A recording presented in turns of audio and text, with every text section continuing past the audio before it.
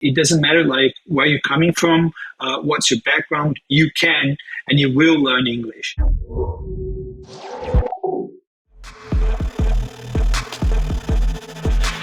WhatsApp Education teaches basic English to people from low-income communities in Brazil for free, turning WhatsApp groups into English classes. Hello, so my name is Lipe. I'm a creative director at Catch in London. I'm also one of the founders of WhatsApp Education. Hi, I'm Marcos, one of the founders of WhatsApp Education, and I'm also the senior creative director at Rankin Creative.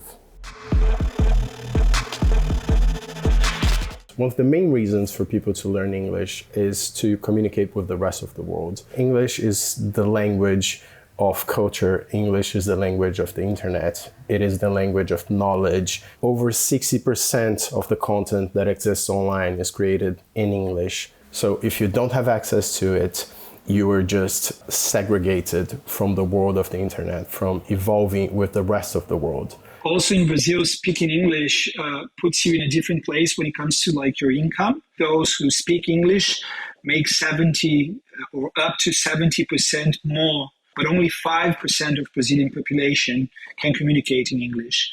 That's leaving like more than 200 million people behind. Looking back to our country and looking back to lots of other countries, what you can see is there's a lack of possibilities, especially for low-income people, to get the chance to learn English. There was a research done that said that the English as a second language market was worth last year $10 billion. And all of that money comes from people wanting to learn English.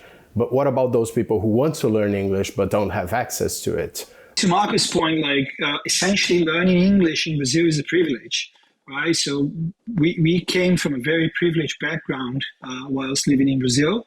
So we all studied in private schools. If you can't afford a private education, you won't learn English. The second thing is the access itself. 200 plus million people living there, all speaking Portuguese. You don't really feel the need to speak English, right? You can easily communicate in Portuguese and your life will work. But then when you start realizing and wanting to expand your frontiers and then specifically talking about digital content, as Marcos was saying before, you realize that English is essential, right? When it comes to people from low income communities, either rural Brazil, countryside Brazil, or the favelas or indigenous communities, I think there's also a lack of confidence. So the way the society is structured, these people don't really believe that they can have the chance to learn English. It's like the kind of place that they don't feel they belong. And this is one of the first things that we want to tackle with WhatsApp. Everyone can learn that. It's a right that everyone can have. It doesn't matter where you're coming from, what's your background, you can and you will learn English. When we talk about the problem of people having access to learn English and feeling like aliens to that place, right? WhatsApp is a platform where they feel really comfortable. WhatsApp is present in over 99% of smartphones in Brazil. It's so big that all the major telecom companies offer WhatsApp included in your phone, already downloaded, already installed, and they have plans that offer you free WhatsApp usage. So you can communicate using WhatsApp no matter how rich or how poor you are without spending any money. WhatsApp is part of Brazilian culture. How grandchildren and grandparents communicate is how people from all over the country come together. Although they're really easy to use apps like Duolingo, for instance, to learn other languages, right?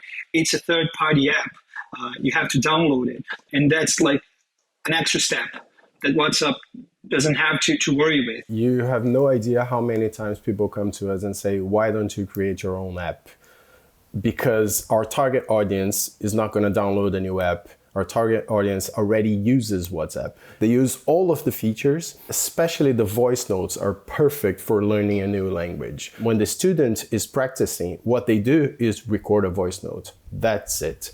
And teachers on the other side just hear the voice notes and fix their pronunciation? I think gamifying the experience happens very naturally if they're coming from a place where they don't really believe that they can learn English, and then they start seeing content the same way that they consume like memes and jokes that makes them comfortable about like, okay, I can do this. And then within like 2-3 days, these guys didn't know how to say hello, my name is, and they're already like communicating, and that builds up the confidence. And you go day by day and you see the difference in like 10, 12, 14 days.